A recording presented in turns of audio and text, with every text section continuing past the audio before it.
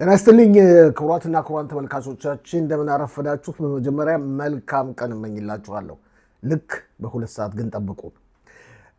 እስራኤል መከላከያ ኃይል ትላንትና ሌሊት ባልታሰበው ሁኔታ በአዛ በራፊያህ ግንባር አዲስ ጥቃት ጀምሯል። ሽብር ፈጣሪዎች እየተደመሰሱ ነው። የአሜሪካ ተዋጊ አውሮፕላኖች የመንን ሁቲዎችን መቀጥቀጣቸውን እንደቀጠሉ ነው። ከዚህ በተጨማሪም የአሜሪካ በፋርስ ባሕረ ሰላጤና መካከለኛው ምስራቅ የጦር ኃይል ማከማቸቷን ቀጥላለች። ኢራን ደግሞ በበኩሏ ማስጠንቀቋን እንደቀጠለች ነው።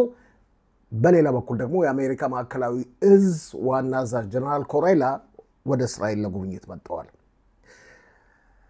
ጠቅላይ ሚኒስትሩ በዛሬው ዕለትም የፍርድ ችሎት ምስክርነት ቃላቸውን እየሰጡ ነው። እነዚህና ሌሎችን ክቡራትና ክቡራን ተመልካቾቻችን ልብ በሉ። ልክ በሁለት ሰዓት ጠብቁን።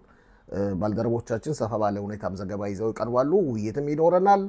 ልክ በሁለት ሰዓት ጠብቁን። ሼር፣ ሰብስክራይብ እና ላይክ ማድረጋችሁን እንዳዘነጉ። መልካም ቀን።